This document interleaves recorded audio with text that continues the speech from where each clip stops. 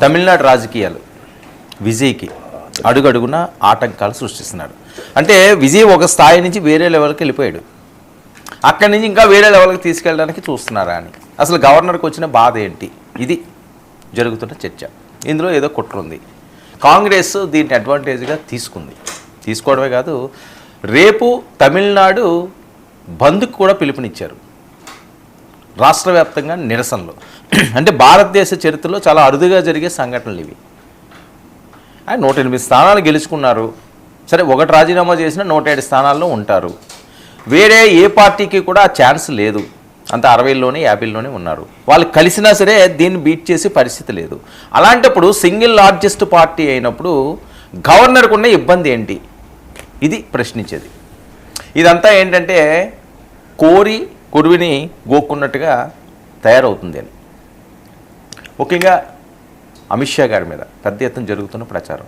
BJP ఆడుతున్న game వాళ్ళ చేతిలో ఉంటారు కదా గవర్నర్లు, అందుకని అక్కడి నుంచి డైరెక్షన్ వస్తున్నది, ఈయన ఇక్కడ యాక్ట్ చేస్తున్నారు.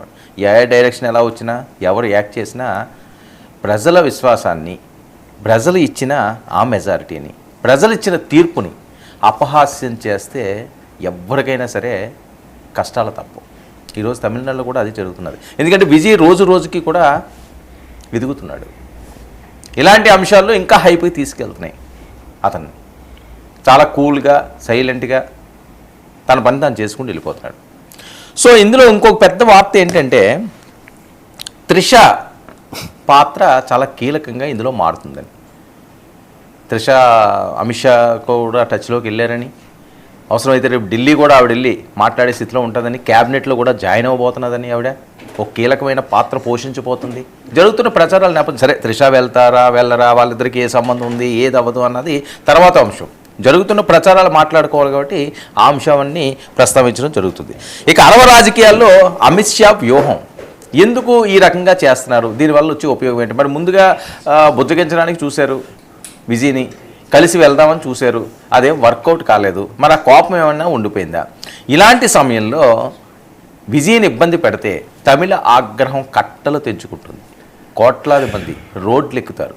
జంజీ దెబ్బది ఆల్రెడీ అర్థమైపోయింది కదా. సో మరి ఇలాంటి టైంలో ఆయన కానీ ఇబ్బంది పడితే, ప్రజాగ్రహం వస్తే ఎవ్వరు కూడా తట్టుకుని నిలబడే పరిస్థితి ఉండదు. గవర్నర్ తీరుపై సర్వత్రా విమర్శలు వ్యక్తం అవుతున్నాయి. మరి గవర్నర్ గారు 118 మందిని నువ్వు తీసుకురా, 118 మంది నువ్వు ఎలాగా తీసుకొస్తావు, నువ్వు 108 మందితో ఇస్తే ఎలాగా, 107 మందితో ఇస్తే ఎలాగా, లేకపోతే 111తో ఇస్తే ఎలాగా, 112తో ఎలా ఇస్తామని ఈ కాకిలెక్కలు ఎందుకు వేస్తున్నారో అర్థం కావట్లేదు ఇక్కడ. ఎందుకంటే వేరే వాళ్ళు ఎవరైనా కలిసి పార్టీ మేము ఫామ్ చేస్తాం, అధికారంలోకి వస్తాము, లేకపోతే మేము ప్రభుత్వాన్ని ఏర్పాటు చేయడానికి సిద్ధంగా ఉన్నామని చెప్పి వీళ్ళకి ఏమైనా లెటర్లు వెళ్ళినాయా? ఏం వెళ్ళలేదు కదా. మరి ఈయనకి వచ్చిన బాధ ఏంటి? అదే స్టాలిన్ గారు కూడా చాలా గౌరవంగా ఒక సీనియర్ రాజకీయ నాయకుడిగా మేమైతే పూర్తిగా ప్రభుత్వం ఏర్పాటు చేసుకోమని చెప్తున్నాము, ఆయన ప్రభుత్వానికి ఆహ్వానించండి అని చెప్పి స్టాలిన్ చెప్తున్నాడండి. ప్రతిపక్ష నేతగా, ప్రతిపక్ష పార్టీ ఇప్పుడు ఆయన లేడనుకుంటే, ఆయన ఓడిపోయాడు కాబట్టి ఆయనకి ఆ ఛాన్స్ లేదు. అంటే ప్రతిపక్ష పార్టీగా దానికి అధ్యక్షుడిగా ఉన్న స్టాలినే డైరెక్ట్గా చెప్తుంటుంటే మరి గవర్నర్ గారు ఈ రాజకీయం ఏంటో, ఇది ఎటువైపు వెళ్తుంది, ఇదంతా కూడా చాలా గమనిస్తుంటారు. ప్రజలేమీ చాలా అమాయకులు ఏం కాదు. ఓటేసి సర్లే ఎవడొస్తాడు పోనీలే అని చూసే పరిస్థితి కాదు. ఎవరు ఎలాంటి కుట్రలు పన్నుతున్నారు, ఎవరు ఎలా ఇబ్బందులకు గురి చేస్తున్నారు, ఇలాంటివన్నీ చూసుకుంటారు. ఈ టైంలోనే మరి త్రిష రంగంలోకి దిగితే మరి ఆవిడ మాట్లాడితేనో లేకపోతే వేరే వాళ్ళతో ఎవరితోటన్నా మాట్లాడిస్తే ఇలాంటివి ఏమన్నా వర్కౌట్ అవుతాయా? మరి ఆయన ప్రమాణ స్వీకారం ఎప్పుడు జరుగుతుంది? సుప్రీంకోర్టు కూడా వెళ్ళే ఆలోచనలో ఉన్నారు అన్నట్లుగా. రేపు బంద్ అయితే చాలా తీవ్రంగా జరగబోతుంది. దీన్ని ఎవరో కూడా ఆపే పరిస్థితి ఉండదు. ఆల్రెడీ ఎక్కడికక్కడ పూర్తి స్థాయిలో భారీ బందోబస్తు ఏర్పాట్లు కూడా చేశారట. సెన్సిటివ్ ప్రాంతాలు ఏవైతే ఉన్నా ఆ ప్రాంతాల్లోనే అల్లర్లు జరిగే అవకాశం ఉంటుంది. ప్రశాంతంగా ఆయన ఏదో గెలిచాడు అనూహ్యంగా, అద్భుతంగా, ఆయన్ని ప్రభుత్వం చేసుకోరా స్వామి అని గవర్నమెంట్ ఫామ్ చేసుకొని ఆహ్వానిస్తే హ్యాపీగా వాళ్ళు సంబరాలు చేసుకుంటారు, ప్రభుత్వాన్ని ఏర్పాటు చేసుకుంటారు, ఒక పని అయిపోతుంది.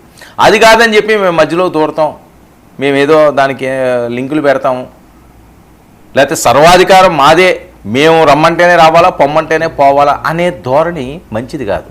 ఎందుకంటే ఇది ప్రజలు ఇచ్చిన తీర్పు, ప్రజలతో సంబంధమైంది. రాజ్యాంగాన్ని మనం అపహాస్యం చేస్తున్నట్లే ప్రజలు ఇచ్చిన తీర్పుని, ఓటర్ ఇచ్చిన తీర్పు అది. కోట్లాది మంది ఇచ్చిన తీర్పు. దాన్ని ఏ రకంగా కాదంటారు? సరే, ఏమైనా అబ్జెక్షన్లు ఉంటే అది మీరు రైజ్ చేయొచ్చు. ఇది ఈ అబ్జెక్షన్ ఉంది, ఇదిగో ఇలా అన్నారు, డిఎంకే ఇది చెప్తున్నది, లేకపోతే ఏఐడిఎంకే ఇలా చెప్తున్నది, వాళ్ళిద్దరూ కలిసి వస్తామంటున్నారు, కలిసి వస్తే వాళ్ళకి ఏమైనా కాంగ్రెస్ సపోర్ట్ చేస్తుందో లేకపోతే ఇంకోటి సపోర్ట్ చేస్తారో, నీ మీద మెజారిటీ వాళ్ళు వస్తారు, వాళ్ళు కూడా ఇదిగో పంపించారు మాకు లెటర్, నువ్వు చెప్పావా? అది చెప్పట్లేదు ఆయన ఏమీ చెప్పడు. 118 తీసుకురా, ఆయన 118 తీసుకొస్తే ఏంటి, 108 తీసుకొస్తే ఏంటి? వేరే వాళ్ళు ఎవరో అబ్జెక్షన్ లేనప్పుడు. ఇప్పుడు ఒక గేమ్ ఆడుతున్నప్పుడు ఎదటివాడు ఏమైనా అబ్జెక్షన్ చేసాడు అనుకోండి, అప్పుడు ఎంపైర్ ఒకసారి ఆలోచిస్తాడు, తొలి ఎంపైర్కి ఇవ్వడం ఏదో ఒకటి చేస్తుంటాడు. ఏమీ లేదు, అసలు అబ్జెక్షనే లేనప్పుడు ఎవరికాళ్ళు వాళ్ళ పని వాళ్ళు చేసుకుంటూ వెళ్ళిపోతున్నప్పుడు మనం అందులో దూరి దాన్ని అబ్జెక్షన్ చేస్తామంటే ఏమవుతుంది? నవ్వుల పాలు అవుతాం.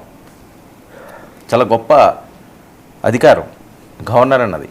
సో దాన్ని కూడా మనం ఈ రకంగా అపహాస్యం చేసుకునే విధంగా, ట్రోల్స్ చేసుకునే విధంగా, ప్రమాణ స్వీకారం చేయాల్సిన వాళ్ళు రోడ్లెక్కి ఆందోళన చేసి గొడవలు చేస్తామనే పరిస్థితికి తీసుకువెళ్తే ఇది ఎక్కడ న్యాయం? అందులోని ఒక పవర్ఫుల్ హీరో, అతను మాస్ ఫాలోయింగ్ విపరీతంగా ఉన్న హీరో దళపతి విజయ్. ఒక్క సైగ చేశాడు అంటే అల్లకొల్లోలం అయిపోద్ది. అలాంటి పరిస్థితులకు మరి తీసుకురాకుండా ఉంటారా? మరి అమిత్ షా గారు, ఆయన వ్యూహం ఏంటి? ఆయన ఏం చెప్పాలనుకుంటున్నారు? మరి ఆయనకే తెలియాలి. మధ్యలో వచ్చిన కొన్ని ఏ వార్తలు వస్తున్నాయో అవన్నీ కూడా ఇటువైపు వెళ్తున్నది. ఏదైనప్పటికీ కూడా విజయ్ విషయంలో తప్పు చేస్తున్నారు. ఇది బీజేపీకి కూడా ఇబ్బందికర పరిస్థితులు, బీజేపీకి కూడా వ్యతిరేకత పెరుగుతుంది. మొన్న 5 రాష్ట్రాల్లో మేము అద్భుతాలు చేసాం, కుమ్మేసాం, సూపరు, బెంగాల్లో అద్భుతమైన విజయాన్ని సాధించాం, ఇలాంటి మూడ్లో వాళ్ళు కూడా ఉండాలి. వాళ్ళకి సంబంధం లేని దాంట్లో చేయి చూర్చి అది ఎందుకు కాల్చుకోవడం అన్నది ఎవరికీ అర్థం కాని పరిస్థితి. మరి దీని పర్యవసానాలు ఏమవుతాయో చూద్దాం రేపు.